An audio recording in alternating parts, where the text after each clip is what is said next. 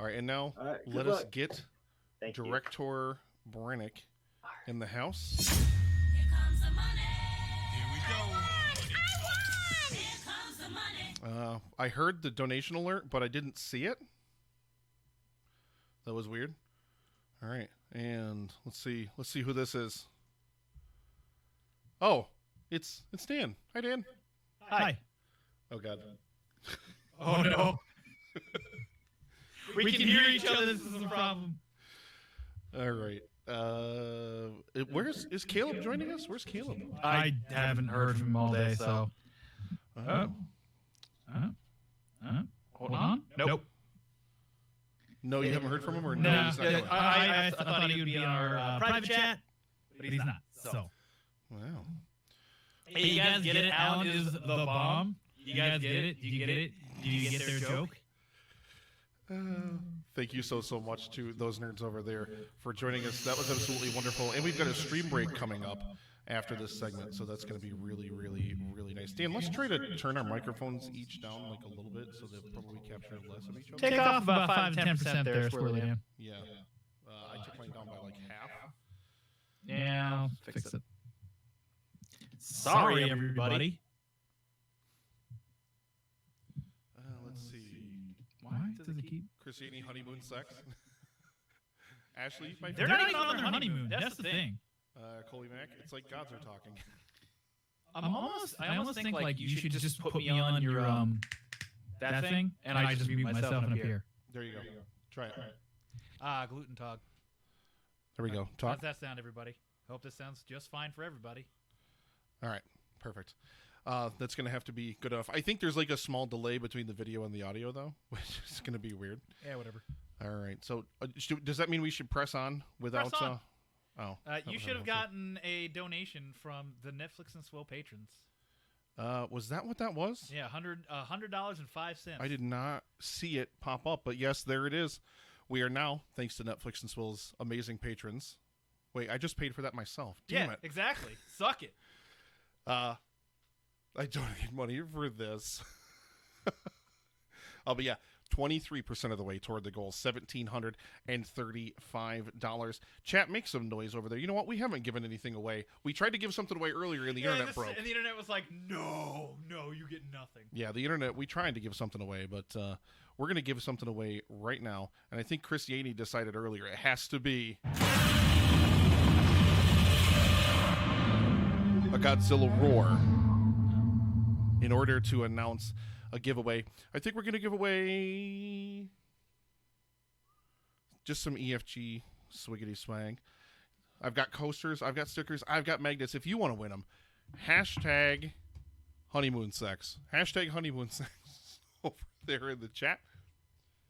Your chance to win Caleb some isn't even on his EFG. honeymoon yet. That's not till like July, I think. Actually. Still, though.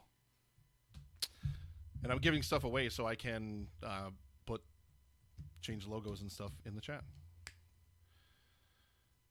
Because I have not been super good about doing it. Like, most of the segments I've done it in, but Well, that's because you suck. a couple of them I forget about. Here comes the money.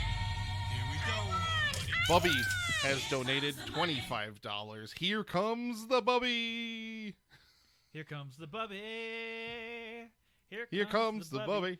Bubby, bubby, bubby, bubby, bubby, bubby, bubby, bubby, bubby. Where are we? Man, thanks Shane O'Mac for such a great here? fucking theme. Right?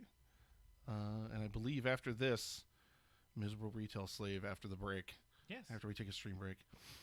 Randy and Tom. What the fuck? What's going on here? Man, their image just broke the thing. Colby Mac, you are 100% correct. Hearing people on not 1.5 speed is so weird. Like, whenever I record with somebody who I normally listen to, and they're just speaking normally, I'm just like, wait a minute, who are you? You don't sound familiar at all. Randy, your goddamn logo broke my thing. Rest in fucking pieces. All right. So, ladies and gentlemen, we really, really appreciate you guys stopping by. Go ahead, if you're so inclined. Down below, hit that donate button. We're at $1,760 toward the cure. Please donate. Everything goes to a great cause. Speaking of which, Dan Brennick, this guy you see on the screen right here, wearing this Rabbit Ears TV shirt podcast. Rest in peace. Rest in peace. Dan dropping in with a $50 donation. Thank you so much, Daniel. And yes, I agree. It is really weird hearing podcasters that you listen to on 1.5 speed.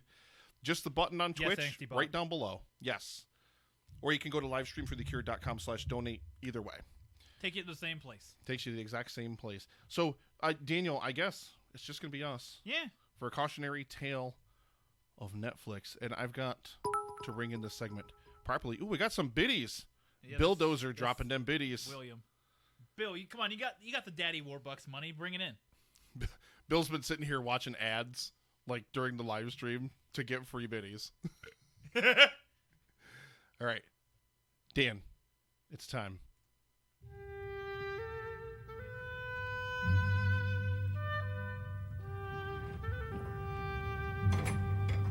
Welcome to Cautionary Tales of Netflix.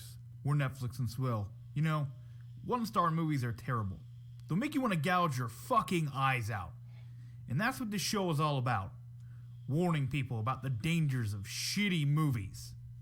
This week's story is brought to you by a god who really fucked up. It's called Left Behind. Also by a production company that really fucked up. It's a 2014 remake of Left Behind. Why did we need a remake of a fucking 2001? I'm sorry. Why did we need a remake of a 2001 movie? Why? What? The No. other movie had Kirk Cameron. It was perfect. We both independently. Here comes the money. Here we go. Here comes the money. Jared Taylor, he wanted to fix that. It's a problem. $4.95. He wanted to fix that and get it to $18.15. I would like to point out that is the exact amount we received from our patrons. So our exact amount went here. Thank you very much, Dan. We really appreciate it. And Netflix and Swill and Caleb, we love you. Caleb's wedding was a blast. It was an absolute blast. So much fun. But yeah, this is a movie called Left Behind. I turned both of our mics down because I think it's going to help with not picking each other up more so. Chat, if that's a little too whatever, let us know. If that's a little too quiet, but I think we should be Turn up the okay, volume. right? Pump up the volume. Pump up the volume. We're here to This might just pump be too quiet. you up. So we decided that we were gonna. Dan, why did you make me watch this fucking movie? I'm saying we decided. I didn't decide shit. I had to watch this. That's correct. So, like every year for the last room for the Cure, what we've done, you picked the first movie, which I believe was The Disappointments Room. At least I'm pretty sure you picked it. I think so. Caleb picked Fred the fucking movie, and then I tried to update Caleb by picking Ariel Eyes. a worse movie. From those nerds over there, thanks for having us. We had a great time. And fuck cancer, thank you so much to those nerds over there for joining us. I seriously want to play that bomb game like for the rest of the entire stream, because that was like, even just watching it, and then the anxiety that it gave chat. We'll get you some therapy or something. Anti-therapy.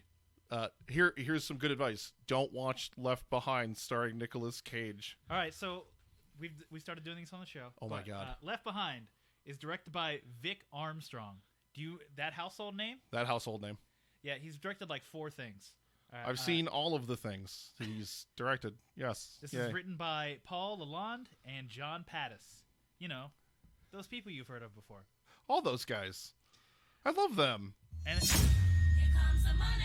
My God in heaven. People making it rain. Here comes the money. Bill Sutton checking in with a $5 donation. Bill, $5. thank you very much. Bill, you have more money than that. No, make it drizzle, Bill. Make it drizzle. Not the velvet drizzle. He'll be on tomorrow. That's tomorrow. That's tomorrow. Thank you so much, Bill. But if you're tired of hearing names, That was don't- $5 for Vic Armstrong. That's what that was. That's it. But if you're tired of hearing names you don't know, here are some names you might. Nicolas Cage stars in this movie, along with Chad Michael Murray and Cassie Thompson. Hey, remember when the Rapture came and made all the people that might give good performances go away?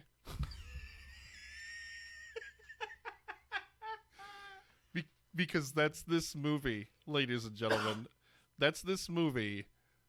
It's, oh my fucking God. Like, we could talk about the whole religious aspect of it, but why, Dan, here, I'll pitch you a question from the movie, which we both decided takes place after Thanos' snap, after Correct. Infinity War.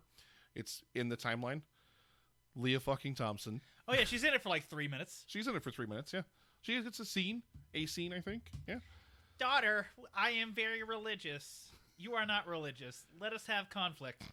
So I'm gonna pitch this question to you, Dan. So why, like, they got rid of all the super religious people, the people that believe.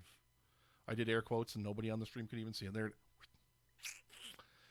But why did everyone else on Earth just start looting shit? Like, where like, and this is, I mean, you talk about a film with logical fucking problems, but why all of a sudden did everybody just, like, wholesale start fucking looting everything and, like, going insane? Like, did all the cops disappear? Did, like, law enforcement and, like, everything else? Like, were they all ascended? Like, I don't get it. Like, everybody just starts fucking looting. Like, 2 minutes after the Rapture thing or whatever, everybody disappears. There's people just wholesale hauling TVs out of the mall. I mean, that's in my notes right there. That is, like, immediately. People disappear. Oh, I guess I can start taking, like, 4K televisions out of here. Okay. Like, it's, like, almost immediate the society breaks down. It's like, what? That's not how society works, but okay, I guess. It's like everybody just starts looting, like, beating people up. Cassie Thompson has her purse stolen for no discernible By reason. guys who are on a moped that are just randomly going down this alleyway that is from nothing. Like she's not even, like, on the side of the road. She's, like, below a bridge, and she's just walking along, and all of a sudden these guys, like, roll up, stop, steal her purse from her, and she's like, no, don't take my purse. Because she's terrible in this movie. She's terrible. Dreadful. God awful. But, like, yeah, they fucking steal her purse, and you're just like, I'm pretty sure you could have gotten that back, but okay. Also, they're on a moped. Just chase them down. You'll catch them. Because atheist equals bad. I agree, Jared. And the funny thing, let's talk about the cast of characters on the plane, because I thought the cast of characters on the plane was, like, super, super interesting. You've got your Muslim guy. Yes. Who, like, seemed to be pretty devout to me, but he gets left behind because he's Muslim. Yeah. Oh, you didn't pick the right god. See ya. Like, he just gets, like, straight up left behind. And then Hey, you've you got... said the name of the movie. Here comes the money. Here we go. Here comes the Thank you money. very much to Suspiria and Friends for the $20 donation. Thank you, Epic Film Guys and those Nerdscast, for having me on. You guys got the tutorial bomb. Right. But yeah, there's a militantly angry little person who's really angry that he's a little person, and, like, immediately, like, somebody, like, goes up to him and be like, hey, how are you? What? Is it because I'm fucking small? You're short? What? You gonna... I can't... Like, one Yeah, guy tries to help the him put his Muslim luggage guy, away. Like, he's struggling to fit his briefcase into the overhead. And so the Muslim guy walks back like, hey, just trying to be a nice guy. Like, hey, do you need some help? He's like, why? Because I'm short? You think my penis looks weird? Blah, blah, blah. And I'm just like, I need you to take it down about, like, 20-25% there, little Dan. Yeah, it just... like, this... It just... Like, it fills it with, like, literally there's, like, a single mother in there. There's, like, your druggy actress in there. There's a senile old Oh, woman. she was an actress? I never got that. I thought she was an actress, but I thought she was just like I thought she was supposed to be like a there's Paris a Hilton kind of really thing. smart scientist guy, because fuck science. Who? The conspiracy theory guy? The, like, astrophysicist dude. Who Who's was, like... this guy you're talking about? I don't remember this guy. I think he was an Asian guy. No, that dude was like crazy conspiracy theory dude. Was he? Yeah, because he was like, oh, I bet it's aliens. The government has these supersonic jets that... I'm sorry, I'm just so animated about this fucking movie. I have to do this to Dan, because we are doing live stream for the Cure from my apartment, so I have to be like, Dan, Bring it down about 80-85%. bring it down 80-85% there, squirrely Dan. I'm so glad I wasn't sucked into watching this turd with Dan. No, Bubby, I value our relationship. Yeah, Jesus God, this I've movie. been trying to get rid of Nick for years. This movie was just atrocious, and then so the whole movie, like, it right off from the bat. Fuck me. Right off the bat, it's gonna get bad when they're in the airport for some reason, and just, like, some, like, hyper religious person like comes up to them and like starts yelling at them about like not loving Jesus enough or something. Yeah, And I'm just stupid like that was like 2 minutes into the movie. I'm like, oh, it's gonna be that kind of movie. And it was. I mean, they didn't like super lean into it hard after that, but like it hits a point where Nick Cage is like, oh, all the religious people left. Well, I guess I fucked up by not being religious enough and adultering with my flight attendant woman. It's not even like as to get maybe philosophical or whatever for a moment. It's like not even a good Christian movie. Like it's not even a good movie with a Christian message because, you know, that's not what like that's like Old Testament God or whatever. Mm-hmm. Like that's not like what Christianity is. Like, you know, what a more realistic take on Left Behind would have been if you would have been like, oh crap, oh no, everybody that believes in the Lord well enough has left us. Pop down to the knees and be like, Lord, I'm sorry. You know, I've seen the error of my ways. Please forgive me my sins. Oh my God. And poof, they disappear too because God's supposed to be all loving and all forgiving. Or because God's supposed to be all loving and all forgiving, everybody would just disappear anyway and all be gone. Period. Because But God's Nick, supposed to that be all doesn't put loving the and all fear of forgiving. God into people. Like no one's going to be like, oh, I should go pray to Jesus, I guess. Yeah, this does not put nearly enough of the fear into people. So it's like, whelp. So I mean, like the acting is atrocious. Cassie Thompson is just dreadful. Holy and, like, God. all the side characters are dreadful. There's this one mom the single mom you were talking about, Yep. not the one who was trying to escape her football player husband. Yep. But the other one who's back in coach because, you know, fuck them. We have to just learn about the first class. You know, fuck the poor, I guess. So They filmed it on an actual plane. They couldn't fit the camera in, Coach. Except for in the doorway to shoot like that random crowd shot of people in Coach. oh my God, what happened? And my favorite part is when they charge the cabin like fucking Nick Cage knows what's going on. Like all of a sudden these people all disappear and Nick Cage, like they all charge the cabin. Like, open the fucking door. What happened to these people? It's like the pilot doesn't know any more than you know. Well, and the best, another thing about this movie was made in 2014 or 2016, whatever. 2014.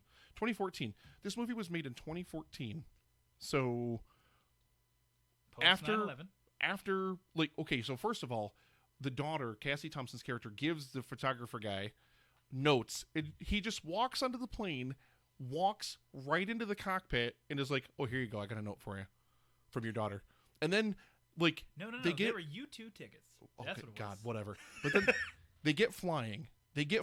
And then he's just like, "Oh no, you got this. I'm gonna go walk around the cabin." So the pilot just wholesale just leaves the fucking cockpit and is like, "I'm gonna go walk around the plane." Do do do do do do do do do do, because this movie takes place in a world where 9/11 never happened, apparently. Because that would never, ever the fuck happen. Never. Ever. He spends probably less time in the cockpit than he does out of it. Like he's out of the cockpit all the time.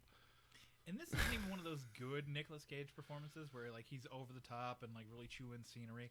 No, this is one where he basically has to be like very stoic, very one note, and it's just like, man, Nick Cage is just not good at this. Why have you cast like I get Nick Cage from his angle because he needs money, Yeah, of course. but like, why are you casting Nick Cage in this other than like a name? Yeah. And a name that has to say yes, basically. Yeah. And like I guess maybe to draw people in because Kirk Cameron's not getting anybody into a theater. Let's be real. Kirk Cameron's not putting asses in seats. So I guess you remake it with Nicolas Cage, and I've never seen the Kirk Cameron version, but I can imagine, knowing how fucking batshit insane Kirk Cameron is, what that version of the movie must be like. My God. I just oh, we have another donation. Interrupted Tales $10 donation for Nicolas Cage's legal bill. Well, sorry guys, that's They not going need to cancer it. research anymore. I pop back in and you guys are talking shit about Kirk Cameron. Go fuck yourself, Sorry, Julio. God damn it, Julio. Julio from the Contrarians, ladies and gentlemen. That's Contrarian Prime over on Twitter as well. If you guys want to at him.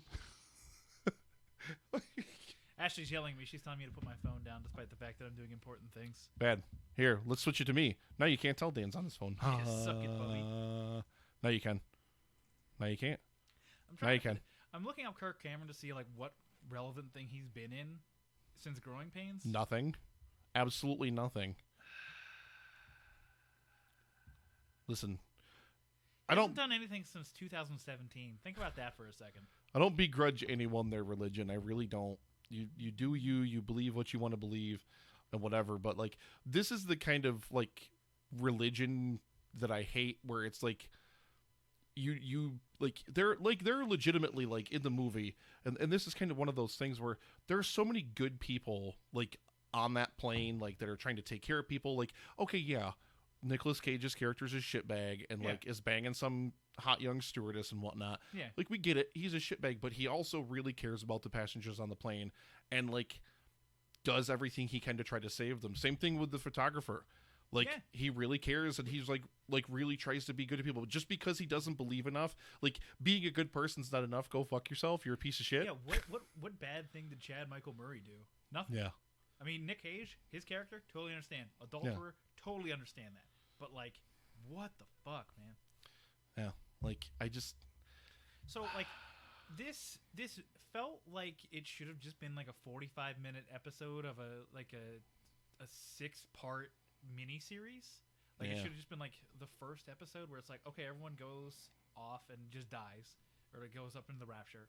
The plane lands, and now like there's a new status quo that you have to deal with after Thanos snapped everyone away. Because as we know, praise Thanos, 100%. Holy Lord. 100% after the snap. You know what movie did Rapture really well, and it wasn't like super like in your face about religion, was The Stand. I mean, it's a miniseries that Stephen King did, or it's based on Stephen King's book, but like most of the people in the world die, and then the remaining survivors split into camps based on like they're evil or they're good or evil, whatever.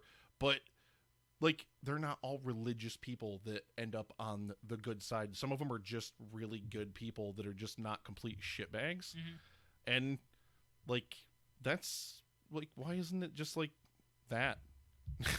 So, I mean, the other thing with this movie is it seems like they're going for a character piece, but the problem is twofold.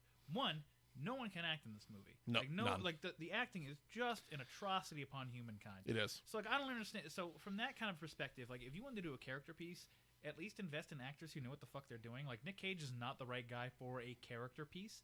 Also, the dialogue is garbage. Like, the writing wholesale bad. I mean, skip out on the message about like religion good, atheism bad. Skip out on that. Because like, that doesn't really matter. Like, you can still convey a good message through good writing, and it's not there. Like, I don't know how to make this movie better. One, because I don't agree with it in the first place. No. But just from like a philosophical perspective. But like, you're casting these people. Like, you didn't even like, they shouldn't have even been on a fucking plane. Just make it like, oh, we're just chilling here, and like 10% of the population or whatever, however many people disappeared or gone. My favorite part about the movie though is whenever they get snapped by Thanos, the clothes are still there. So like, Cassie Thompson's hugging her younger brother, and the snap happens, and then she's sat there like cuddling a fucking t-shirt. Yeah. Fucking people. And literally, like, that's the biggest problem that I have about it, is like, the second that the people that are being saved or whatever disappear, the second they disappear, everyone just starts wholesale rioting and looting. Like, you've got some people that are obviously upset that their loved ones are gone, but then other people are like seriously, there's 5 minutes later, there's people booking it out of fucking the mall with widescreen TVs and shit. And that's not even to say like the very end of the movie where the city is on fucking fire. Which makes no sense. Like, Because here's the other funny thing is, when they're on their way in the plane, she lights this fire to light their way to an abandoned road so they can land the plane. Whatever, fine, movie logic. That's fine. But then, we got another donation, ladies and gentlemen. Contrarian Prime, $10 for the Kirk Cameron Appreciation Fund. go fuck yourself, Julio. Take God your money damn it. back. God damn it, Julio. But, so, yeah, like, the plane's on its way into the city, and the city looks perfectly fine. Looks absolutely fine, and then they land the plane. Stark should have served. Yes, Julio. Yes.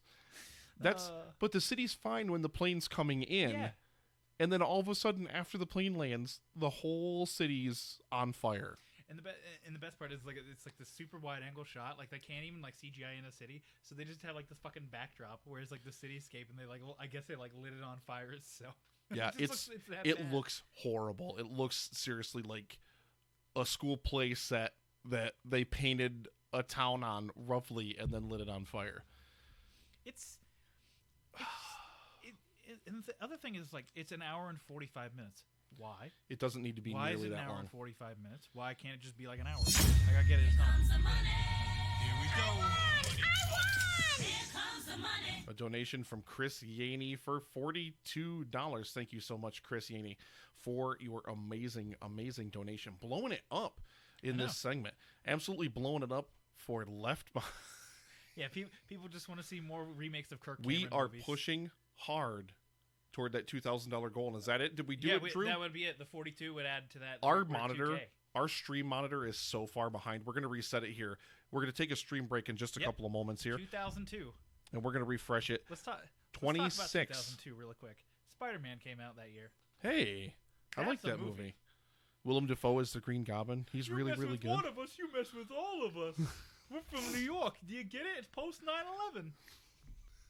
That movie understood what 9/11 was. Yeah, this movie does not, because you're the captain of an airplane. You could just get up and wholesale walk around the plane whenever you want. Remember the time the air marshal got snapped out of existence, and then someone took his gun, and you were like, "Oh man, it's probably the midget guy," but it turned out to be the woman who was just like, "Everyone's conspiring against me," and I'm like, "Wait a minute, I thought the Asian guy was supposed to be the crazy conspiracy guy, not you." He thought they were abducted by aliens. Yeah, true. He thought the government had a jet that would take you from New York to London in 6 minutes. Is that just how little attention I paid to this movie, that I thought he was just a scientist? I didn't think he was like a conspiracy theory No, guy. totally. I mean, he might be. You know what? Because everybody else in the plane seemed so stupid and their performances were so bad that I was just like, oh, okay, science guy. Remember the British girl? Remember her? Yeah. And she's like, I'm having a bad trip, and she goes to snoop more cocaine. So, ladies and gentlemen, Dan, of course, is in my home across the table from me. I can touch him later. But Hot. he's also executive producing the event. He's doing a lot of the behind-the-scenes stuff that makes this possible, working with guests to make sure their audio and video is ready when they get on the air. And we've had smooth sailing so far. Aside from our technical issues this morning, which were a nightmare, we've had smooth sailing thanks to all of our amazing guests and thanks to Dan's hard work. So thank you, Dan, very, very much for being here to executive produce the event. Does that matter? I have you muted in the ear, so. Oh, damn it. On a scale of Fred to Battlefield Earth, where does it fall? I've never seen Battlefield Earth, so I can't put that on a scale. The worst movie I've ever seen, though, is #horror. Hardworking man. You don't So think I they would already put found a it- cure for cancer? I would put it at 3 #horrors. I hate this movie's bad, but it's not Yeah. Fred the movie bad. No, Fred the movie sucks. God's God's not not dead next. I mean, That's no, my No? God. I don't know if I could stomach Kirk Cameron's fucking bullshit no, dude. for 2 hours. I want Nick to. I got it by watch proxy for 2 #horror. hours. Because #horror, that is an offense to every sense you have available. Because like it does like the Borderlands kind of thing where it's like it like stops up, but the other thing is like they do like chintzy like mobile game kind of shit on the screen too at intermittent times just to pad out the runtime. It's an atrocity upon you. That's the true atrocity. But Dan, before we go into a stream break here, we're going to play some more pre-recorded content. We're going to reset our thing here. So that way we can refresh and we can actually see you guys' comments not 4 minutes later. It's a 1-star movie, by the way, everybody. I hope you know it's really bad. I don't. Yeah, it's really bad. Don't ever watch it. But Dan, tell our audience where they can find the Netflix and Swill podcast. InSessionFilm.com. Knew it. That's my new joke. No, NetflixandSwill.com. Real easy. The name of our podcast.com. All right, so that's it. So, ladies and gentlemen, we are going to be taking a stream break.